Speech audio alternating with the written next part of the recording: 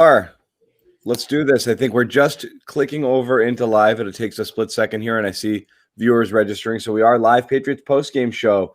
That was something. We talked about it prior to the game. This felt like a possible coach-it-up win for the Patriots, and they got it 23-17. They played a very, very well thought-out, executed, well-coached game, both sides of the ball, and they slayed the giant here, Evan. Yeah, I think that's where we have to start is, Bill Belichick and the Patriots coaching staff, Josh McDaniels, they've taken a lot of flack here of late, both because of their decision-making in games, game planning, play calling, but also decisions in personnel with Belichick, coaching decisions, but also in terms of GM decisions as well, drafting and things like that. Tonight, they got great performances out of their young guys. They played the game the way they need to play the game. They knew that if they could get a lead on Baltimore and force Lamar Jackson to throw his way back in the game, that they were going to have an advantage. They used their personnel on defense. Although it's still limited in a lot of areas, it's the best possible grouping that they could get on the field out there tonight. We could break that down a little bit too. And then obviously leaning on that running game, which is an elite running game. This is not, there's no real saying how much better you can get as a running team than what the Patriots are right now. The whole world knows they're running the football. They're handing it off to Damien Harris, and yet they're still able to move the football, which is really impressive. Yeah, and Evan, and again, we've talked about it basically all year. The formula to success is that is what they did tonight. Is you have to run the ball the way that they did and get those 6-7 yards early on first down. If you're going to be able to do that, get yourself into second and shorts, third and shorts that are manageable. Shrink this playbook for Cam Newton, and man, was it shrunk tonight. They did not ask him to do much. And in fact, if you look at the final numbers, he didn't attempt to pass to a receiver that wasn't named Jakobi Meyers all night. It was Jakobi and then the backs, and that was it. And then it was just hand off the ball, hand off the rock, and that's all they did all night long, and it worked. They did get into a bit of prevent offense mode there in the fourth quarter, where it was absolutely pouring here. It was I know that an absolute monsoon. And I think the worst thing that you could have done in that situation, because I know it's frustrating to watch the Ravens claw their way back into this game slowly but surely to make it a little bit interesting there. But if you guys could have seen the rain that was coming out on that field, the worst thing that you could have done was drop back the pass and have Cam Newton fumble or throw an interception or something like that and give the Ravens favorable field position. So they played field position. They punted the ball off. They got them pinned deep, and they were able to get out of there with a win. That had to happen because of the rain. Yeah, and it is amazing because so everybody knows Evan's somewhere tucked away in a press room at Gillette Stadium right now. We're not going to send him outside into this. It does feel like the rain has subsided a tad, almost right as the game ended. But you're right. By all accounts, everybody there. How much of a factor was that for the entire fourth quarter? It's from the accounts from you and other reporters down there. It was getting worse and worse and worse as the entire fourth quarter went on. So the beginning of the fourth quarter was pretty much how it had been all game long. But then as the game wore on, especially on Baltimore's last drive, it was like the gods that did us a favor here on that last drive because it just started. The wind, the rain, it was like almost like borderline hurricane out there for a little while there towards the end of the game. So I was in my head, I was like, man, this conservative play calling is really going to kill them and it's really going to set them back. And they might end up losing this game because they keep on running the ball into 10 people standing right there in front of them. Baltimore towards the end of the game in the fourth quarter really knew the Patriots weren't going to throw the ball that much, and they were walking everybody down to the line of scrimmage, maybe one safety deep, if not at any safeties deep at all. And they were run blitzing. They were shooting gaps from the second level. They're getting up the field. They were trying to come after the Patriots running game, and it worked. And that really was what led to a lot of the slowdown for the Patriots offense. If the rain had stayed the way it had been the rest of the game, I think the Patriots offense would have stayed the same. So let's get back to that running game. Again, we talked about prior to the game, getting Damien Harris involved. Not just involved, he's been involved, but basically just making it the Damien Harris show. And it clearly was early. He ran with, a ton of purpose. Again, just, we've talked about him. He doesn't have that game-breaking speed, but the speed with which he hits the line of scrimmage, makes decisive cuts. It's just something that we haven't seen. And again, not to make everything one Patriots player does a referendum on another, but again, it's not. It is a different feel than what you were getting with Sony Michel, even though you would think that they're kind of sort of in the same mold of running back. Yeah, I think what you're seeing with Damien Harris is a next level understanding of how to manipulate defenders, especially at the second level of the defense. So his big 25-yard run, I put it up on Twitter. He's leading. It's a fullback lead play, and he's following Jakob Johnson through the gap, right? And as he's following Jakob Johnson, he's seeing the linebackers at the second level flowing to the fullback, right?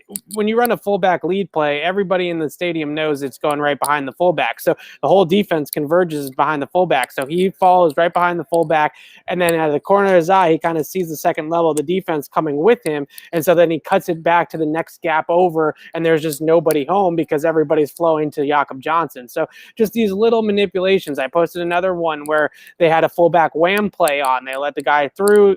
Jakob Johnson whams him, and the Ravens defensive line basically stood everybody up at the line of scrimmage, but they were able to get the edge. And Damien Harris just saw that play really unfold, saw that the Ravens had it stout up front, but then realized that the edge defender, the defensive end, had crept inside to try to plug up that gap, and he just bounces it right out to the corner, and you have another first down run. Those little types of plays here and there where it's not necessarily about dancing out of a bunch of tackles and being super elusive and being Barry Sanders out there. It's mostly about understanding where the goal of the play is to hit and how you can manipulate the defense based off of them knowing where you're going, sort of thing.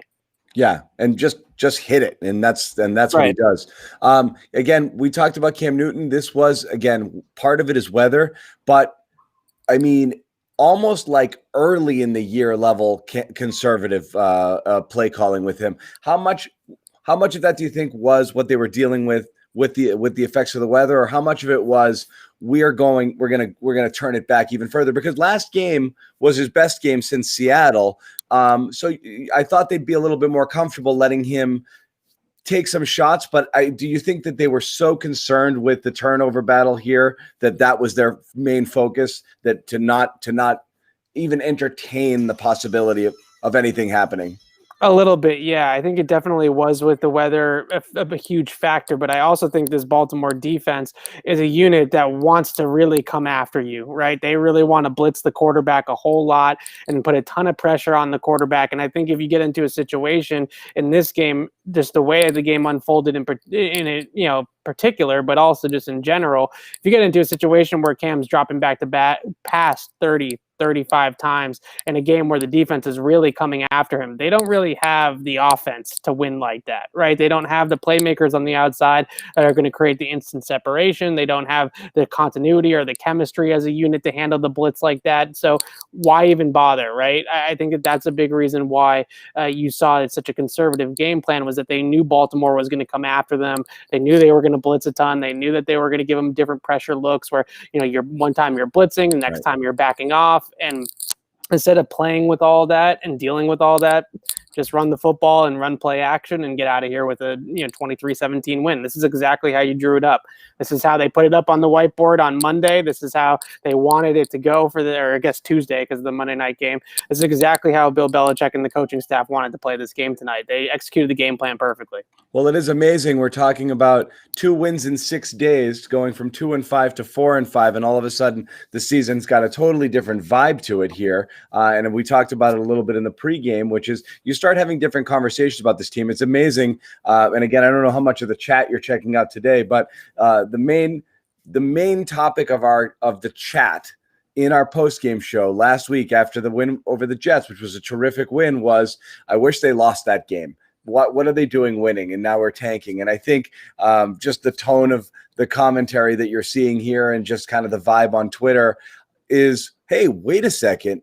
What do we have here? What's going on? How much do you think there's possible turning the corner? I mean, sort of moment this would be for the Patriots, which is to say, we've talked about this appears to be a sustainable model to get this team potentially to 8, 9, 10 wins. And if they do this, you think that they can get there.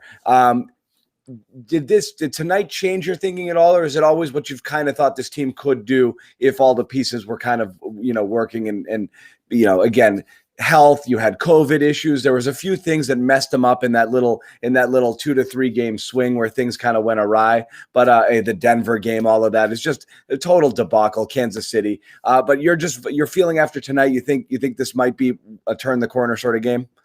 I think it might be because they found a grouping, I felt, on defense specifically, right? On defense that, okay, there's a lot of holes there still to plug up. Their zone drops in the middle of the field and handling middle of the field coverage was a disaster for most of the night in spots, right, in situations.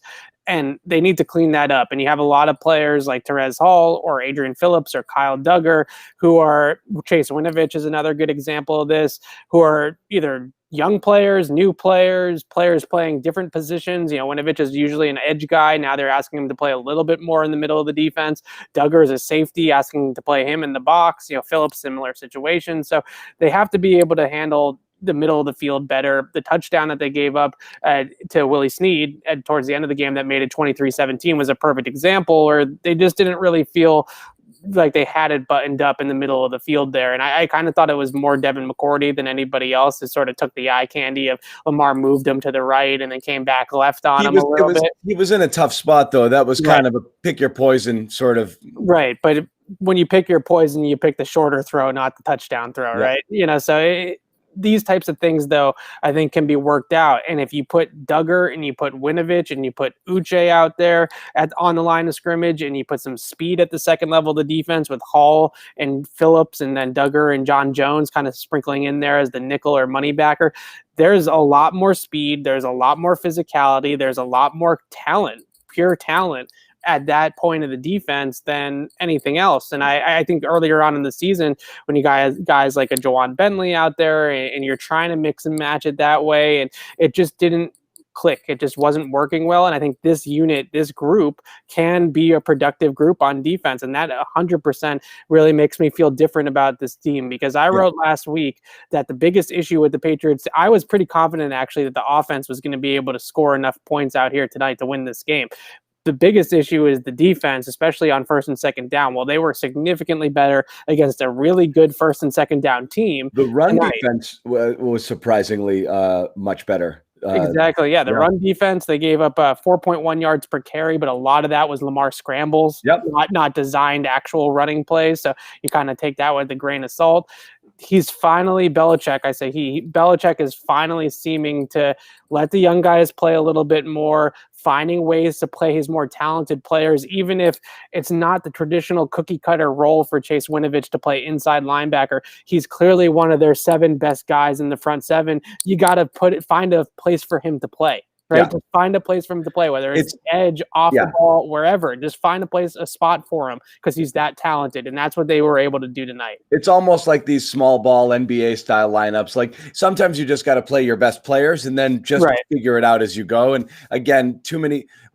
I know Belichick, one of the, if you're going to say there's a fault, is he definitely likes his older guys, his experienced guys, his guys who know their roles and what they're supposed to do. And he's always going to default to that before just running a bunch of athletic kids out there and just being like, all right, guys, just chase the ball around and do your best. So they chased it around tonight. That's what I wanted them to do. That's what they did. They put some speed on the field, put some athleticism on the field, put some hunger on the field, guys that want to get after it and want to get after the ball. And I think that's what we saw. Duggar tonight wasn't perfect. He definitely went about it a couple of different times. Tackling attempts were not great. Some of his zone drops were not particularly great, but he is hungry. He runs to the football. He pursues the ball. He does things that other players on this team so far this year have not necessarily done, and he's doing it. If he's going to make a mistake, he's at least making it fast, and that's all you can really ask for right now as the Patriots defense. Yeah. Let's get into one defender here. It was J.C. Jackson. Sorry, I put up the wrong graphic here, but J.C. 5th straight game with an interception, coming off of a a so-so game, not a so-so game, a game in which he drew some criticism, rightfully so. But he was, it wasn't just the interception. He was terrific all night here. Again, kind of stepping into that number one corner role. And again, you had different guys on Hollywood Brown. Sometimes McCourty was on him, and McCourty acquitted himself nicely early in the game too, as well. So a huge bounce back game for the secondary that got eaten up a little bit last week. Yeah, so that stutter and go move from Hollywood Brown with J.C. Jackson was not having any of it, right? And I think that's such a great play of understanding the situation. And when McCourty buried him on the sideline too, as well. If J.C. Jackson, if Hollywood Brown stops that route down and catches it in front of him, there's 30 seconds left in the half. What's the worst that's going to happen? So he completes a 6-yard pass to Hollywood Brown with 20 seconds left in the second quarter. So what? So when he stutters and goes, he stays on top of the route because he knows damn well the only thing I can't do is let the ball go over my head. Right, I can let up anything in front of me and just come up, rally, and make the tackle. Right. But just don't let anything up over my head. So he sat right there on the double move. He didn't get fooled by it, and he played it absolutely perfectly. And that's the type of coverage that you really want to see. I see a lot of questions also about Terez Hall, who I wanted to get to here. Who is number 59 is one of the questions.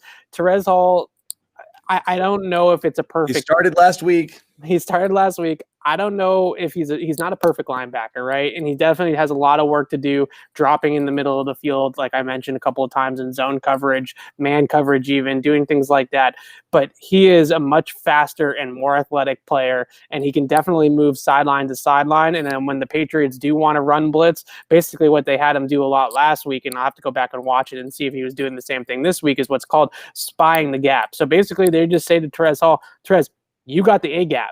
All right, you got the play side A gap. Don't worry about anything else. Just blitz the play side A gap, and if they run it through your gap, make sure you make the play. There was a couple of times early on, maybe just one time, I can't remember off the top of my head, where he did miss the tackle in the hole, right? But other than that, he's been a really productive player for them, and you can just tell that when the defense has somebody at that Mike linebacker position that Terez Hall is playing, instead of Jawan Bentley, with some speed and with some athleticism and with some ability to still bring the thump when he needs to, it makes the entire defense faster, right? Because when you have a guy in the middle of the D that's slow sideline to sideline, you got so many other guys trying to cover up for that. So when Bentley really can only play in a phone booth, whereas I think Terez Hall can really play sideline to sideline, and it just makes the entire unit better. Yeah, and that made a huge difference tonight. Wanted to get back to Jakobi Meyers, obviously, in addition to being the only player who caught any balls, well, the only receiver who caught any balls from Cam. What a freaking dime that was, huh, on that play. Unbelievable. Again, this harkens back to the double toss back, Amendola to Edelman in the playoffs, which is I think the most exciting game I've ever seen at Gillette Stadium in person. I've ever covered in person, and possibly the loudest I've ever heard the stadium. That game when the Patriots twice came back from 14-point deficits to beat the Ravens. But that just kind of reminiscent of that. Just McDaniels unloading the playbook. And again, we've been critical of McDaniels for doing it too much, because when they've just not been able to be creative enough on offense to manufacture yardage. But here it was a perfect call at the right play, and my goodness, what a throw. An absolutely perfect throw. I mean, You tweeted that it might be the best throw the Patriots have had all year, and I think people wanted to pile on that, but it was honestly might have been the best throw that the Patriots had all year. The touch on that pass to drop it in the bucket like that, and I was actually at a great vantage point of it, and he was under pressure too, and he threw it, and I thought, oh, okay, he's throwing it out the back of the end zone or something. He's not actually going to go for this, right? Dropped it right in the bucket perfectly, and then later on in the game, I mean, the throw was great, don't get me wrong, but later on in the game, he absolutely toasted Marcus Peters on a little burst corner route where he's going to run inside like he's running that over route or that crossing pattern, and then he breaks out on the corner just when he gets the cornerback to commit. Peters got spun around a couple of times by Julian Edelman in Super Bowl 53 with the same route. So I know the Patriots remember that, and they said, hey, we can beat this guy with this route, and Jakobi can do it. They motioned him in, too, to a stack alignment, which I really like, because the Patriots will run that stack, and then when they snap it, they'll have Jakobi usually runs an over route, or Julian Edelman will run an over route, which is a crossing route, right? Intermediate crosser. And when they did what they did this time, he showed the corner out, and then he ran the burst corner, and that definitely threw off the defense. They thought they were all sitting there waiting. Oh, here comes the motion. Here comes the play action. We're getting the crossing pattern, right? And then instead of the crossing pattern, they got the corner route, and it definitely fooled Marcus Peters. And you saw again at the end of the game, too, when he hit that little spot concept where Jakobi just sat down right at the sticks and then kind of fell backwards for the first down. Those are those little plays right there where the little details, which last year really plagued the Patriots receivers. It's plagued the Patriots receivers at the beginning part of this year, where they need 3 yards and they run 2.5, right? Or they need 6 yards and they run 5. And Jakobi twice tonight on third down ran past the sticks and got the first down in the third down situation. The 3rd and 3 where he just sat down and Newton found him there at the end of the game was obviously a huge pickup there. They needed something bad because they'd gotten very predictable with the run game. They hadn't thrown a pass or completed a pass in a little while. And Jakobi, again, he found it, sat, boom, dropped back, got the first down, the awareness exactly right. Again, we can't have a conversation about Jakobi Meyers without having a follow-up conversation about N'Keal Harry. We're not here to criticize N'Keal. We're just here to simply state the facts. He played. We weren't sure if he was going to or not, but he played. He was not targeted. He had a couple of blocks, that were important, but I don't know. Again, your vantage point there, it's tough. It's tough to see it when you're watching from home. You're at the game, Evan. Did it look like he was open running routes? Was he mainly used as a downfield blocker? I mean, what was his usage? It's a lot of clearing out the coverage, clearing it out, right? Yeah, a lot of coming in motion as just kind of eye candy for the defense. They'd like to do that orbit motion where he motions behind the quarterback, and what they could do with that is they could either head it off to him on an end around or throw a little screen or swing pass to him in the flat. We've seen him do that before, and I just think tonight with N'Keal, the one thing that I will say in positive respect, obviously he made a couple of big blocks in the running game, but I think the biggest thing is that they did miss that sort of physical specimen, that 6'2", 6'3" guy. They didn't target him in this game because they weren't really going to throw the ball down the field all that much, especially in the second half. But I think that what they did get out of him was some physical play. And with Jakobi and with Demir Bird, they don't really have another guy that's that physical. So he did his job tonight. I mean, it's not what you drafted him in the first round for, right? You're not asking a first round pick to just block. I promise you I'm not having this conversation tonight. I swear. I'm just bringing it up because it's not why you drafted the guy. I get that. But if he can do what he did tonight within the structure of this offense, then that's a skill set that they could use. That's all it is. Yeah. And again, it doesn't mean that's all he'll ever be able to do. But again, there's always a little bit of excitement when he's out there because you're always wondering what if if this is the game where he starts to kind of pop it open. It just didn't seem like it was in the cards. Again, maybe it's an ease it back in situation. Maybe the game didn't call for it. Again, you want to see him start to get involved in some way or another because you're going to need more than just, again, the running game is great. You just need more options than just Jakobi Meyers. You don't know if you're getting Edelman back. Isaiah Ford, I don't know. Did he see the field? No, I don't think so. And look, I think the biggest thing is that we can rag on N'Keal. I'm not doing that. I swear. This is innocent. The people are doing that. We can rag on N'Keal. We can say he's a bust. We can say they should have drafted DK Metcalf. I'm not going to call him a bust, but a lot of those things are true about N'Keal Harry.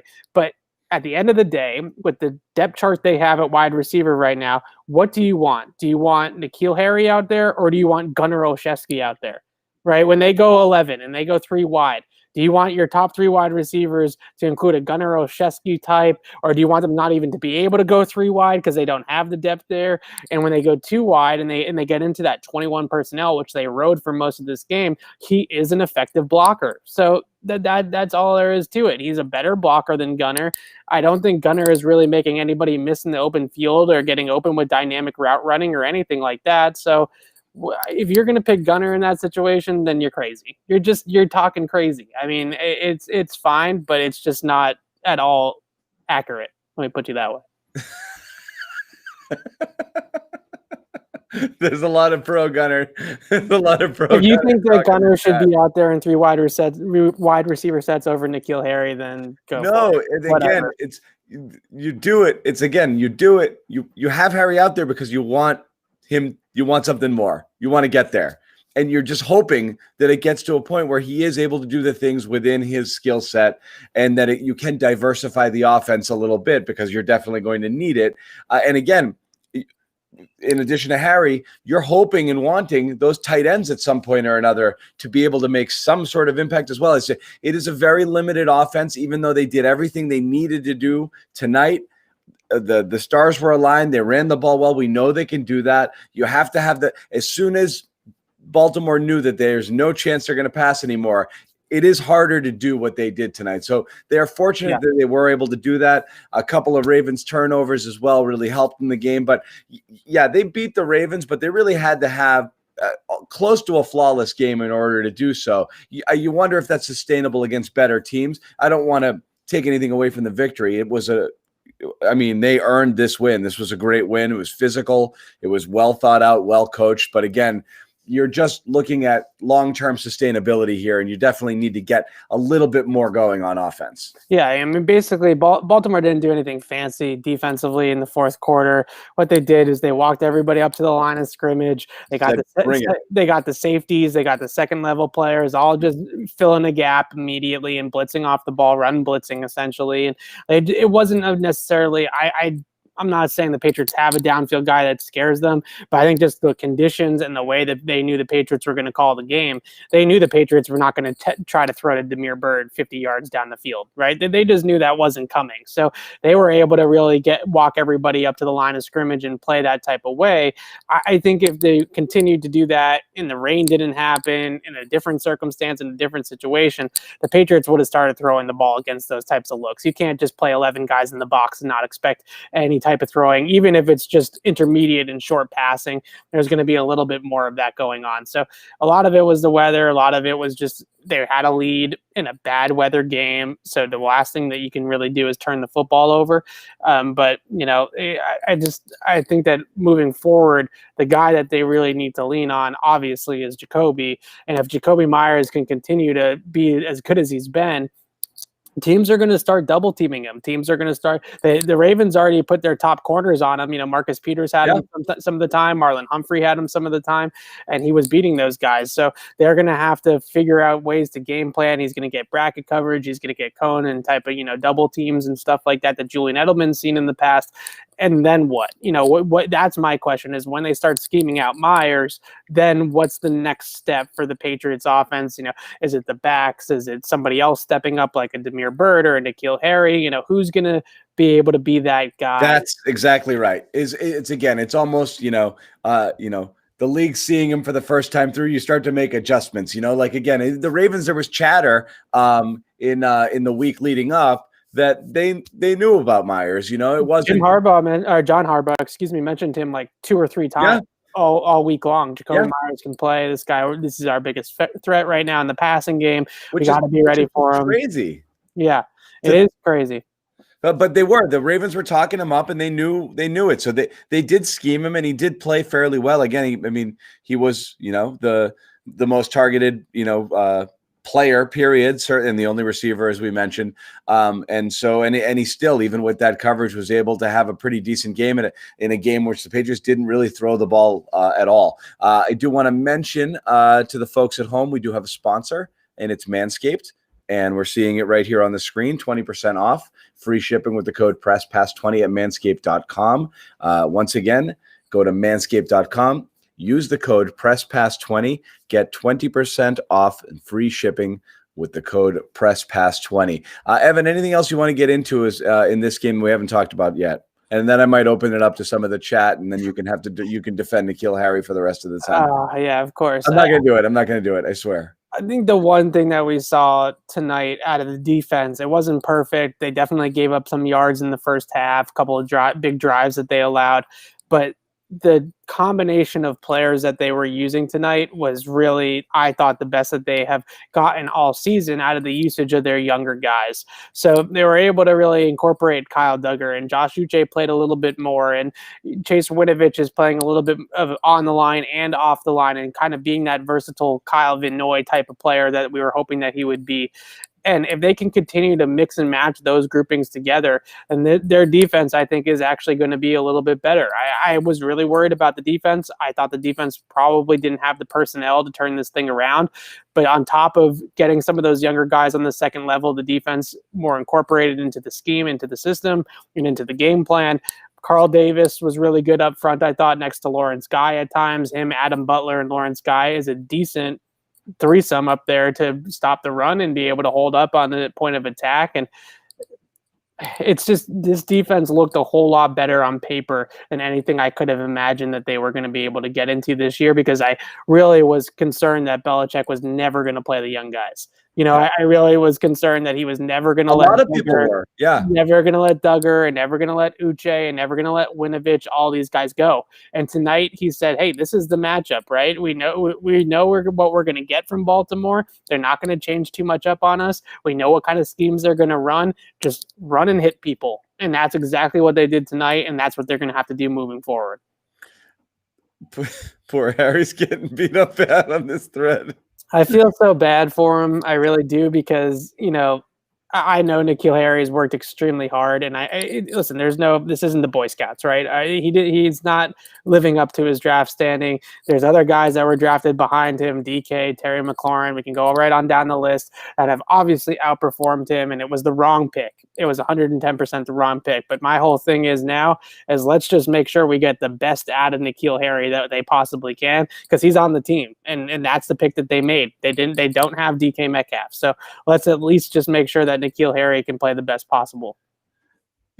Quick look ahead to Houston. That's what they got next week, right? They got Houston. They got Houston. Houston was not impressive today. I don't think that seems like a pretty winnable game as well, for sure, for the Patriots here. And that's going to be in Houston, so the setting's going to be a bit different here. You think the Patriots will change that game plan a tad heading into there? I'm sure they'll change it, because they always change it. And that's sort of what I don't want them to get too caught up in. Right. Is every single week we hear this from Bill Belichick. Oh, why isn't Chase Winovich playing? Oh, the game plan. Why isn't Josh Uche playing? Well, he's not really a Mike linebacker, so it didn't fit the situation. So again, the game plan, right? In the sort of the situation of the whole thing. And when I look at that, I say, okay, look, in a normal year, when you have Van Noy's and Hightowers and Collinses and all these guys ahead of these younger players on the depth chart, and you can afford to kind of bring them along slowly, that's fine. But now this team needs Kyle Duggar. They need Josh Uche. They need playmaking, and they need athleticism. They need explosiveness. And that's what those are all the things that those guys gave. Kyle Duggar needs to be a regular on this defense moving forward. He needs to be an every down player. He should not come off the field unless he's hurt. So let's hope he's not hurt, right? He should not come off the field, because he's really the most productive guy that they have at running and chasing and hitting people and bringing physicality while also being able to play in space. They don't have enough guys like that, and Duggar is one of the few that they do have. One thing I want to talk about, Evan, not necessarily an X's and O thing here, but you were, again, just letting everybody know, Evan is at Gillette Stadium right now. Patriots are talking off in their break-off rooms. We're going to pop in there shortly and listen to the rest of those interviews. And Evan's got a ton more to write before it's over. But you commented on this, on the Meyers pass, how everybody was flipping out on the sidelines. And it is interesting on the broadcast. You can hear the sideline. Right. Going crazy. But this game, and again, I'm following a lot of the post-game commentary coming out right now. There's a lot of we played our asses off. It's a great day to be a Patriot. We wanted to be physical. We played for each other. This game had a real kind of rallying sort of vibe to it of people seem, I don't know the right word for it, but it meant a lot to the players, and you could tell they wanted this one badly, and they were into it from the jump, just in terms of their emotion on the field, on the sidelines, and it's carried over into the post-game locker room here. This is a big turn. I mean, it's obvious because it's the Ravens, but it's a big turning point win. Oh yeah, I mean, listen, you beat the Jets on Monday night last week. It's nice, you don't want to lose to the Jets, right? That's what we talked a lot about. Okay, nice little win. You don't want to lose to the Jets. You were able to win that game. Now you beat a real football team. You beat the Baltimore Ravens. They were 6-2 coming in. They have the reigning MVP at quarterback. They won the AFC last year in the regular season. That's a real football team that you beat tonight. That has a really good defense that you were able to move the ball pretty consistently against until the weather really came down. I mean, could potentially be a turning point win. Now, it means nothing if they lose. And it's important, Evan. I do want to point out, because you keep talking about it, it's super important to point out that they did it on the backs of the kids in many ways, and on the backs of the in the way that they had to do it, right? You knew you had to ride Damien Harris, you had to ride Jakobi Meyers. Those are your players right now. Those are your and you played the younger guys on defense, and that's why it's kind of like this was their big grown up moment, for a lot of these guys. And that's who, again, I'm looking at the commentary from Winovich, JC Jackson,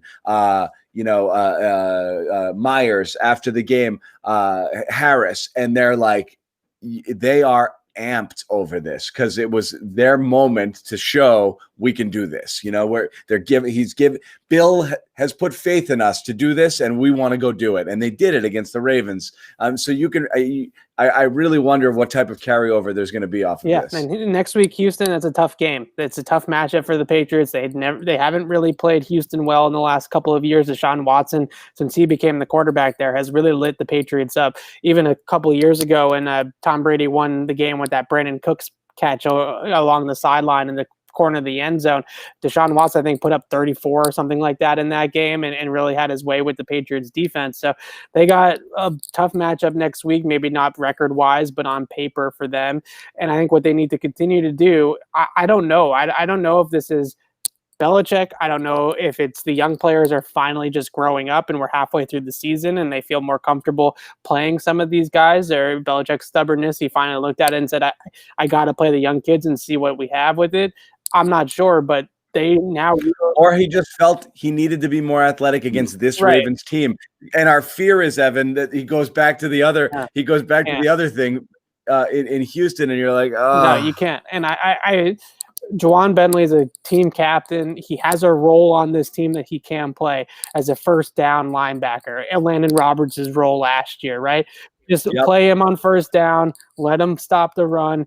But guys like Terez Hall, guys like Duggar and Phillips in the box, they have to play more. You can't be playing Juwan Bentley 87% of the snaps anymore. You got to get some more speed and athleticism on the field. So continuously, just all year long, I think we've been really hard on the coaching staff, and rightfully so in a lot of ways, just not playing the best guys, not being creative with the personnel and getting guys on the field that deserve to be on the field, and just sort of being stubborn in their old ways of, this is our prototypical Mike linebacker, so we have to have this type of linebacker play there, so let's play Bentley because he's that type of guy. Well, now we have the ability to see that when they get more athletic, when they get younger, when they get guys that just want to run and hit and see color, you can definitely play a lot better as a defense than what we saw at the beginning part of the season. So Kyle Duggar, Josh Uche, all these guys, like I keep saying, keep playing them. They need to keep playing them. We've been saying it for weeks now. Belichick just now at the podium. This is, I mean, again, it's hard to extract or glean much from what Belichick says, but he did say that he thinks they're headed in the right direction here, which is a compliment because it means I like what I see here. And again, if we talk about wanting to see a continuation of what we saw tonight, vis-a-vis, more of the younger players playing and putting them out there, hopefully this was, again, for Belichick, a game where he thought, we're going to try something different, and this is going to be a new direction. So we'll see what happens here. Closing thoughts again, Evan, before we wrap it up, and I'll let you go run and do all of your post-game stuff. Yeah, I talked a lot about the defense. I guess I'll just wrap it with the offense. I think since really the second half of that Buffalo game, they've slowly been kind of finding themselves offensively and finding the right mix and match of cam runs, regular runs, trick plays, not doing all that smoke and mirrors type of stuff all the time, but having just enough touch of it. And obviously discovering Jakobi Meyers is actually a Julian Edelman level route runner right now is a huge kind of development in this offense's path. But if you can play the game like they did tonight, and they're not going to be able to run the football as much as they did, and they ran it 40 times and really only threw it 17 or 18 if you count Meyers' pass. That's probably going to be too one-sided when you get into a little bit of closer games and stuff like that. But at the same time, the way that they played and the way they kind of mix and match the playmakers that they do have, Harris, Burkhead, Jakobi Meyers, those guys finally felt like they had the right amount of things on their plate, and Cam included, where it didn't feel like it was all on Cam or all on the running game or all on one person on that offense, specifically the quarterback, to elevate everything around him and make it better than it actually is, and to turn water into wine. Tonight it felt like everything sort of fit the way that it was supposed to go together, and I think that that's a testament to play calling, coaching, game planning, all that kind of stuff, and putting the chess pieces in the right order. And that's what I think we saw out of tonight from everybody. And what's amazing is, again, you talk about the conditions and the fact that they played younger players, and it was the Ravens out there who were making all of the mistakes, pre-snap penalties, bad snaps, having a difficult time. The Ravens center could not snap the ball all night long. I mean, right. Lamar is catching snaps over here. He's catching them over there. The one to Ingram there on the fourth and then, of course, the two bad ones, it really burned them. But they couldn't get a handle on the ball all night in the conditions. Yeah, so they were doing that. And the Patriots, again, Belichick's complimenting. Again, you're talking about shotgun snaps all night. Everything went well. Jake Bailey handling punts. All of these things the Patriots just executed. And again, this is what we're used to a little bit with the Patriots kind of clicking over into November when they start to, and again, you don't know it here. You don't want to overreact to one win, but things start to tighten up a little bit. And this definitely was a tight win for the Patriots. And for fans, it's always extra special when you get Baltimore, the snitching Ravens, coming into Foxborough. You don't want them to put the final nail in your coffin. So I know a lot of people, you don't want to come in and get punked by Baltimore in your building. So again, that's going to have an extra special meaning for anyone who harbors one more competitive week. Harbors any grudges. Yeah. We got one more competitive week. If they had lost tonight, then the season really would have felt over, right? There's no hope of coming back. Yeah. But now they got at least one more game where we can still feel like this matters and that they could actually make this whole thing interesting. It's really, I think this was the best version of the Patriots that this version of the Patriots can possibly get to, is this game plan and this way of going out there and executing. If they can continue to do this game in and game out, then they're going to win some games in the back half. Is it going to be enough? I don't know, but they're going to win some games. I know, but that's again where you start to say every game seems losable because you've seen them get smoked by San Francisco, an ugly game against Denver. If you're going to lose to these teams, certainly you could lose to some of the opponents left on the remainder of the slate. But then also you look at it and say, yeah, Texans, certainly a winnable game. Cardinals, sure, yeah, they're tough, but Chargers, Rams, Dolphins are playing great right now. Bills again, Jets. I mean, you finish with those three AFC East games. You're not looking at the schedule saying, the Baltimore game was penciled in as a loss and they won it. There's no other game here you're penciling in as an automatic loss. Each week you enter it and say, this is winnable. And so again, you start to stack a few of this together. Things change. What gets a little tricky here is the AFC is insanely top heavy right now with teams. The Patriots have to climb a few. Yeah, they got basically 10 teams fighting for the 7 spots if you include the Patriots, and the Patriots are the only. I think everybody else is 6-3. Really sub 500 team. Yeah, it's going to be a long uphill battle for them to be able to fight their way back in the playoffs. But I'll take this over what we saw against Denver, what we saw against the Niners. At least be competitive. In the last 2 weeks, we've gotten a decent product. I mean, tonight in the first half, I thought that was the best football product that we've probably gotten. That was their best half of football, both sides of the ball. Yeah, exactly. Yeah. Again, something to build on. Still a lot of people out here, Evan. I want to see if anybody wants to say anything here in the chat, or is it just it's all nothing good? It's all people just talking about what they're going to do at quarterback next year and Cam Newton. And Nikhil hatred. Yes, exactly. I applaud all of the fans who are saying everybody who's better than Nikhil. Yeah, they just like to get me going. That's all. But they said you were better. On Wenu also was a better receiver than Nikhil.